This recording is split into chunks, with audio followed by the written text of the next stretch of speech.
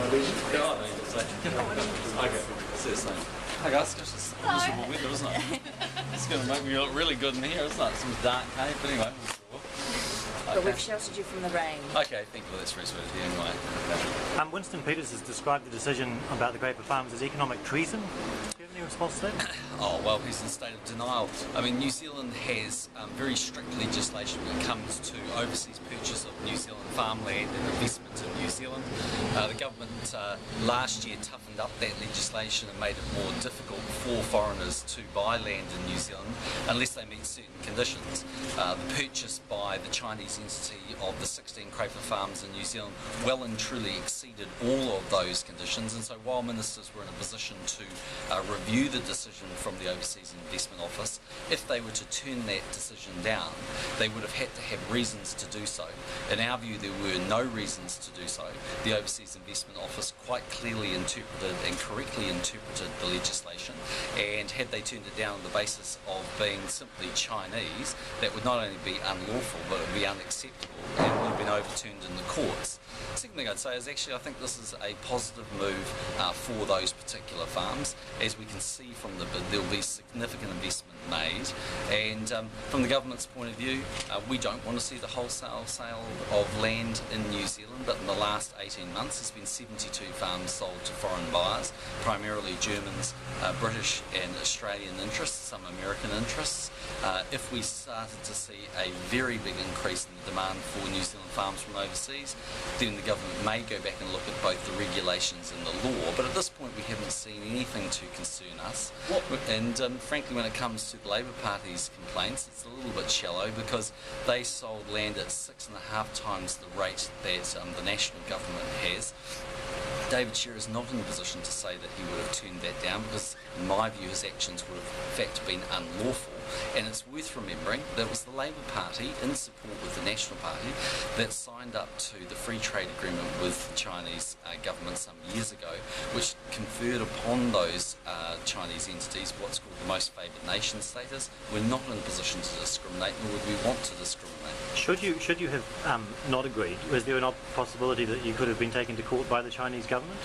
Well, it's not the Chinese government, but if the New Zealand ministers charged with the responsibility of reviewing this decision by the Overseas Investment Office had decided to decline the decision, in fact reverse the decision made by the Overseas Investment Office, they would have had to give reasons.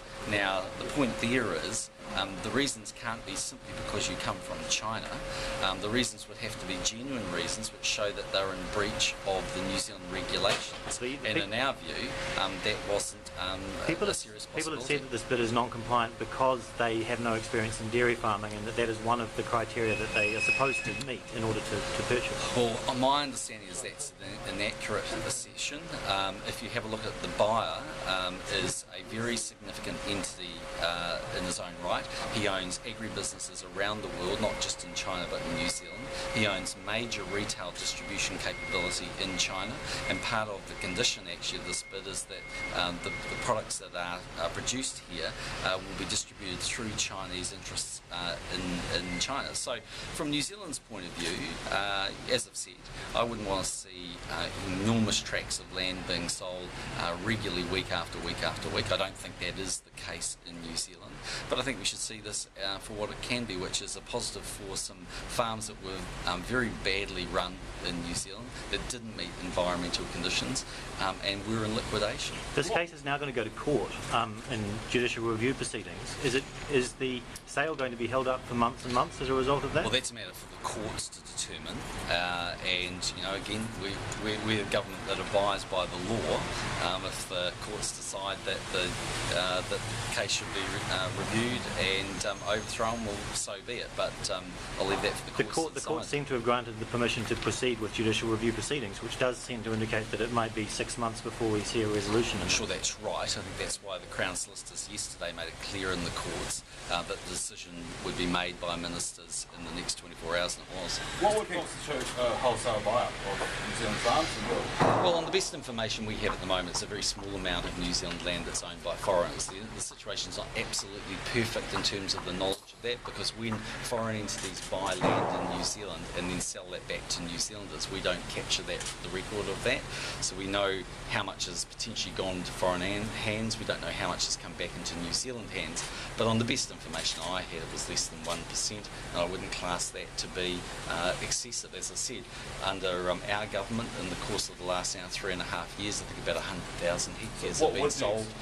Under the Labour government, 650,000 hectares were sold. What would be excessive though? 5%? Well, I don't know, but considerably more than what we've got at the moment. How do you expect Kiwis to react? Oh, look, I think there will be some concern and apprehension, but I think that is true whenever a farm is sold to foreign interests, and there's been 72 of them sold in the last 18 months, and many of them sold under the previous Labour government. But overall, I think we need to look at what is happening in New Zealand. The fact that there is some overseas interest in both our farmland and investment in New Zealand, for the most part, is actually a positive thing because it underpins prices in New Zealand. That can be a good thing. This is now an entity that will be managed by Landcorp, so it'll provide opportunities for New Zealanders to be working in those conditions. And actually, as a country, we need foreign investment to grow. So where I'd like to see more investment from not just China but other countries is in the area of really going up the value-added chain. We've seen that with China's investment in Synlait, where through the vehicle of Bright, they've been really moving up the value chain. I think that's positive for New Zealand. So look, we're a country that's capital strapped. We're always going to have some investment from foreigners for doing things right, and I think that makes sense, but it's about getting that balance right. The good news is, in the last couple of years, New Zealanders have started to save more, and we're trying to open up opportunities for New Zealanders to invest as well. We're not allowed to own Chinese land, so why are China allowed to buy islands? Well, there's been a long-standing view from political parties for as long as I can remember that it's okay for some investment in New Zealand land by foreigners. To the best of my knowledge, there was no major or serious political party in the 2011 election campaign that was campaigning to stop foreigners buying land in New Zealand. It's quite a difficult concept anyway to actually get through, because more often than not, the foreigners you're talking about are actually New Zealanders living abroad, so it's not an easy concept. But that's never been part of our conditions. It's true that we can only have long-term leasehold land in China, and actually Fonterra already does that, but that's never been a condition in the past. So that's not how the law is assessed, and that wouldn't have been something ministers could take into consideration. They have to apply the law, and I think it was 29 conditions that they needed to meet. The bid by Milk New Zealand, which is the Chinese entity, actually not only met, but we believe exceeded, and so did the Overseas Investment Office, exceeded all of those conditions. One of the conditions is that Landcorp run the farms. Will you be encouraging Landcorp to take up that contract? Well, there hasn't been an agreement made yet. No, my understanding is that they're very keen to do that. I haven't spoken to them about it personally. I've stayed out of this because it's not my legal responsibility to get involved, but one would hope that they'd be involved. It's also a condition that they invest $14 million in the farms, and people, I think, will understand that those farms weren't actually well run. That's one of the reasons why we had environmental concerns. So they'll be brought up to first world practices in terms of environmental conditions. There's also a condition around the gifting of some land for Maori burial sites. So there's a whole number of conditions that have been met here. So, while I recognise that there'll be some New Zealanders that are concerned about this, I think everyone needs to see this in the context of a relatively small parcels of land that have been sold over the course of the last few years, and the positive benefits it can bring to New Zealand. If we're seeing the conditions brought up to first world standard by effectively a second world country, doesn't it mean we'd sort of want to welcome more foreign investment in New Zealand farms? Because this is an example that we don't have the capital to invest it in our own farms. Well, I wouldn't say that. I think there are well over 10,000 dairy farms in New Zealand, and those farms, for the most part, are extremely well maintained, and they've had high levels of capital investment, and they're observing high environmental standards. These farms were subject to real concerns about how they were treated from an environmental perspective and the farming practices that were being undertaken. I'm simply saying, in the context of what's going on, very strict criteria were set, and those criteria were met. And it's very important to understand what the government's role here is. We set the law, and we did that when we tightened the law up 18 months ago. But like every other person in New Zealand, the government also has to follow the law. And the law, in our view, would not have allowed us to reverse the decision made by the Overseas Investment Bill Office. English has been quoted from that period when you changed the law 18 months ago as saying that you had the ability to veto decisions of land purchases, but what you're telling us now is that that's not the case. No, we do have the ability to veto them, and in fact, a veto would have been applied, in my view, to the earlier Chinese bid that was in play for the Crafar farms, because they wouldn't have met the conditions within the law. What the government does is set the conditions through the regulations or the law themselves, and then any purchaser, whatever ethnicity they are, if they're a foreign buyer, has to meet those conditions. In the Overseas Investment Office's view, and we would concur with that view, this buyer met all of those conditions. And so wouldn't it be possible to veto? Would it have been better in the long run for New Zealand to have taken a lesser bid from a New Zealand group? Well, it's important again to understand the sequence of events here. These farms went into liquidation. The liquidator's responsibility is to maximise their return for those who are owed the money on these farms. In this case, I think it's Westpac Bank amongst others. So they were the ones effectively that accepted the bid from the Chinese entity. It was then the Overseas Investment Office's responsibility to determine whether they met the conditions of the law. Now, it's not for the government to say that a liquidator should accept a lower price simply because someone's a New Zealander. And I might add that had a New Zealand entity bought those farms at arguably a lower price, there would have been no conditions on them to say they couldn't then go and on-sell them in parts to other foreign buyers. So how does the decision to accept this bid square with concerns you expressed that you didn't want to see New Zealanders becoming tenants in their own country? Yeah, so my view is that I don't want to see, and I don't think it's actually in New Zealand's long-term interest to see huge amounts of our farmland and productive land going into foreign hands. I don't think that's the place where we will see maximum investment returns for New Zealanders. I think you'll see some returns. In the case of these farms, we know substantial investment's going to go in, but what I'd like to see is New Zealand engaging in potentially joint venture investment opportunities where we really move up the value curve in the area of nutraceuticals and advanced agricultural products.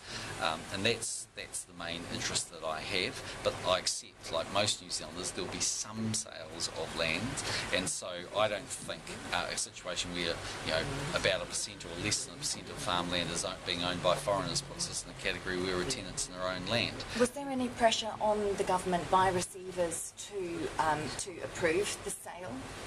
None whatsoever. There's no pressure from any entity, either the Chinese government or interests that represent China or this particular company or the receivers. There was a very clear process that we followed, which was that the bid was accepted by the receivers. It went to the Overseas Investment Office. The Overseas Investment Office then gives its decision to two ministers, Maurice Williamson and Jonathan Coleman, and they have the sole legal responsibility to make the decision. And Do they also have a veto right, though, that they could have executed if they wished to? They can give a veto, but if they give the veto, they have to give reasons under section 16 or 18 of the law that it breaches the regulations. So they can't just say no, they would have to say no, and here is the reason why. So that's one of those really reasons, a veto provision. one of those reasons can't be because you're Chinese. Why do you think Kiwis are so concerned that it's a Chinese buyer? Well, I think firstly, in fairness to New Zealanders, this has simply been a more high-profile case. I mean, if New Zealanders were probably aware that some other farms are sold to other interests with the degree of profile that took place around the Crafar farms, then there certainly would be New Zealanders who would express concerns about Australians buying those farms, or Brits, or Germans, or Americans buying those farms. In fairness to the average New Zealander, this has just been more on their radar screen. But I think there are always going to be people that have concerns about investment that comes from countries like China.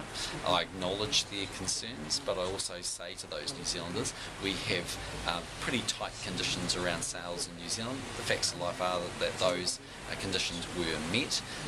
As a government, I'm happy with the changes we made to toughen up the law, but if we see a run on New Zealand farms, or what I perceive to be an unacceptable level of sales to foreigners, then the government always reserves the right to change the law. There's some thought that this was a done deal before the election, and this is just sort of a rubber seal. But is this just a decision decision that's been made today, or was this already sort of approved theoretically prior to the election? No, the decision was made, as I understand, about 5 o'clock last night.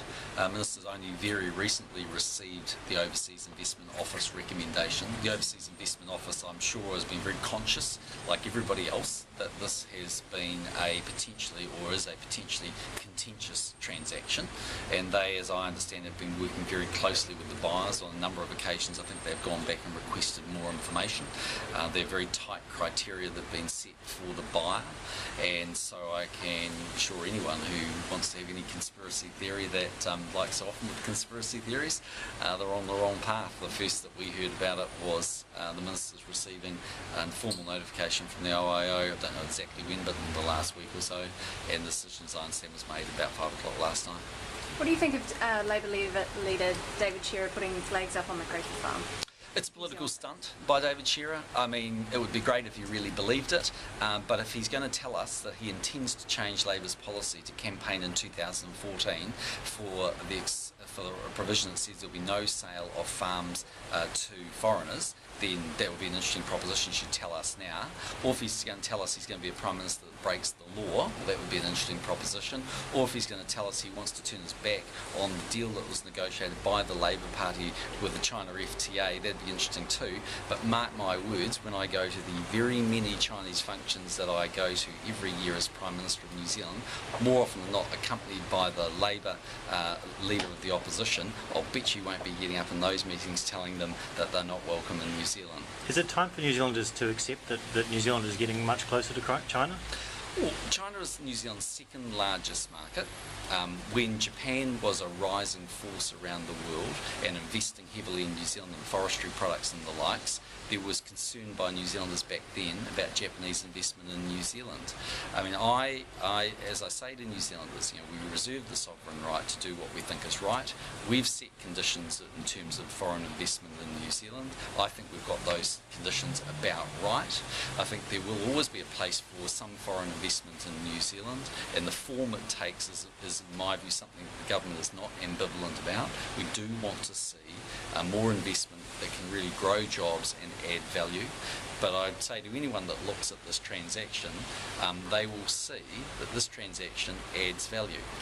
And I'm comfortable, given we're at about what it is now, 88 sales of farms in a couple of years under a national government. I don't think that's excessive. Thank you. Thanks a lot.